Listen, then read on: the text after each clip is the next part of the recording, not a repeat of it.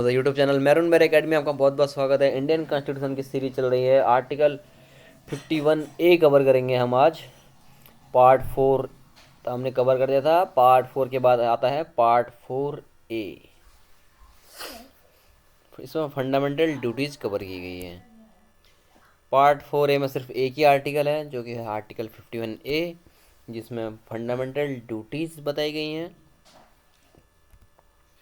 सरदार स्वर्ण सिंह कमेटी द्वारा ये फंडामेंटल ड्यूटीज़ फाइनल करने के लिए जिम्मेदारी दी गई। 42nd अमेंडमेंट एक्ट 1976 के तहत फंडामेंटल ड्यूटीज़ को जोड़ा गया और पार्ट 4 के बाद पार्ट 4A को जोड़ा गया। 47 अमेंडमेंट एक्ट 1976, जिसको मीनिंग कॉन्स्टिट्यूशन भी कहा जाता है क्योंकि इसमें बहुत सारे बदलाव किए गए और ये 1975 की इमरजेंसी के बाद लागू किए गए। Initially clause A to J total 10 fundamental duties add की गई। बाद में 86 अमेंडमेंट एक्ट 2002 से एक और क्लॉज ऐड किया गया, क्लॉज के। फंडामेंटल ड्यूटीज इस प्रकार से हैं। It shall be the duty of every citizen of India, सबसे पहले, to abide by the constitution and respect its ideals and institutions, national flag and the national anthem. संविधान का पालन करें, जो संविधान बनाया गया उसका पालन करें, उसके नियमों का पालन करें, उसके आदर्शों, संस्थाओं, राष्ट्रीय ध्वज का सम्मान करें और राष्ट्रगान का सम्मान करें। To cherish and follow the noble ideas which inspired our national struggle for freedom. स्वतंत्रता के लिए हमारे राष्ट्रीय आंदोलन को प्रेरित करने वाले उच्च आदर्शों को हृदय में संजोए रखें और उनका पालन करें। To uphold and protect the sovereignty, unity and integrity of India. Bharat की प्रभुता, एकता और अखंडता की रक्षा करें और उसे अक्षुण्ण रखें। To defend the country and render national service when called upon to do so. देश की रक्षा करें और आह्वान किए जाने पर राष्ट्र की सेवा करें। अगला है to promote harmony and the spirit of common brotherhood amongst all people of India, transcending religious, linguistic and regional और sectional diversity, to renounce practices derogatory to the dignity of women. Bharat के सभी लोगों में समरसता और समान भ्रातृत्व की भावना का निर्माण करें, जो धर्म, भाषा और प्रदेश या वर्ग पर आधारित सभी भेदभाव से परे हो। ऐसी प्रथाओं का त्याग करें जो स्त्रियों के सम्मान के विरुद्ध है। To value and preserve the rich heritage of our composite culture.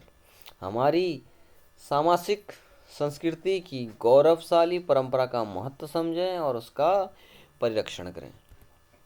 To protect and improve the natural environment including forests, lakes, rivers, wildlife and to have compassion for living creatures। प्राकृतिक पर्यावरण की, जिसके अंतर्गत वन, झील, नदी और वन्य जीव हैं, रक्षा करें, उसका संरक्षण करें तथा प्राणी मात्र के प्रति दयाभाव रखें। To develop the scientific temper, humanism and the spirit of inquiry and reform. वैज्ञानिक दृष्टिकोण, मानववाद, ज्ञानार्जन तथा सुधार की भावना का विकास करें। To safeguard public property and to abjure violence. सार्वजनिक संपत्ति को सुरक्षित रखें और हिंसा से दूर रहें। To strive towards excellence in all spheres of individual and collective activities so that the nation constantly rises to higher levels of endeavour and achievement. व्यक्तिगत और सामूहिक गतिविधियों के सभी क्षेत्रों में उत्कर्ष की ओर बढ़ने का सतत प्रयास करें, जिससे राष्ट्र निरंतर बढ़ते हुए प्रयत्न और उपलब्धि की नई ऊंचाइयों को छू ले। Who is a parent or guardian to provide opportunities for education to his child or as the case may be ward between the age of 6 to 14 years। यदि माता पिता या संरक्षक हैं 6 वर्ष से 14 वर्ष तक की आयु वाले अपने यथास्थिति बालक या प्रतिपाल्य के लिए शिक्षा के अवसर प्रदान करें। तो ये है फंडामेंटल ड्यूटीज। फंडामेंटल राइट्स के बारे में हमने पहले बात की थी। फंडामेंटल राइट्स क्या है, किसी के भी फंडामेंटल राइट्स का हनन होता है तो सुप्रीम कोर्ट जा सकता है। उसको सरकार ने कुछ ऐसे राइट दे रखे हैं और वो सिटीजन्स और नॉन सिटीजन यानी जो भारत में के निवासी हैं और जो विदेश से जो यहाँ के रह रहे हैं, उन दोनों के लिए ही लागू पड़ता है। तो फंडामेंटल ड्यूटीज सिर्फ सिटीजन्स के लिए ही है, यानी जो भारत की नागरिकता प्राप्त व्यक्ति भारत में रह रहे हैं उनके लिए ही है।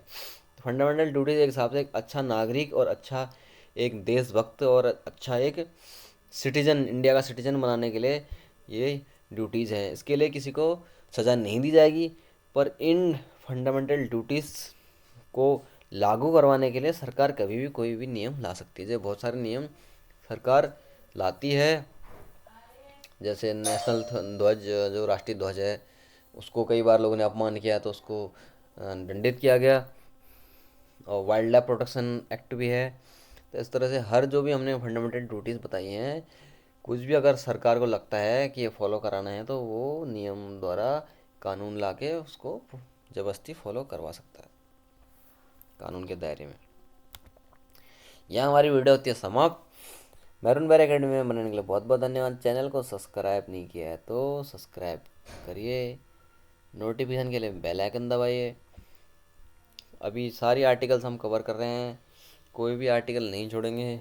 इंडियन कॉन्स्टिट्यूशन जो है बहुत ज़्यादा इंपॉर्टेंट है एग्ज़ाम पॉइंट ऑफ व्यू से, तो रेगुलर आप इस चैनल में बने रहिए। Thank you.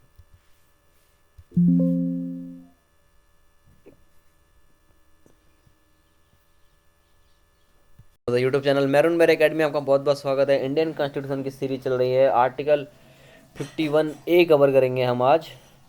पार्ट 4 तो हमने कवर कर दिया था, पार्ट 4 के बाद आता है part 4A।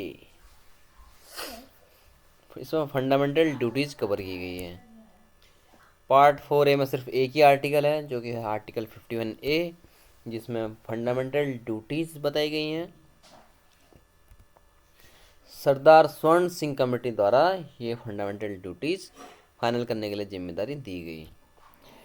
42nd amendment act 1976 के तहत फंडामेंटल ड्यूटीज़ को जोड़ा गया और पार्ट 4 के बाद पार्ट 4A को जोड़ा गया। 47 अमेंडमेंट एक्ट 1976, जिसको मीनिंग कॉन्स्टिट्यूशन भी कहा जाता है क्योंकि इसमें बहुत सारे बदलाव किए गए और ये 1975 की इमरजेंसी के बाद लागू किए गए। Initially clause A to J total 10 fundamental duties add की गई। बाद में 86th अमेंडमेंट एक्ट 2002 से एक और क्लॉज ऐड किया गया, क्लॉज के।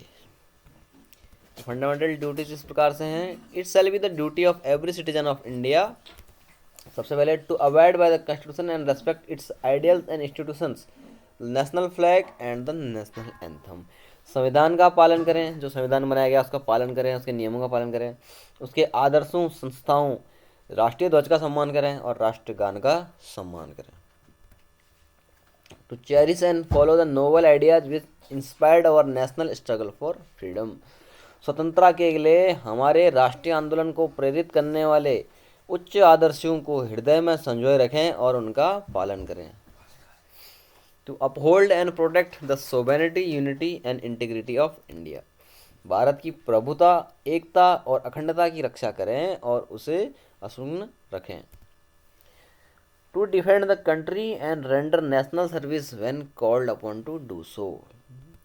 देश की रक्षा करें और आह्वान किए जाने पर राष्ट्र की सेवा करें।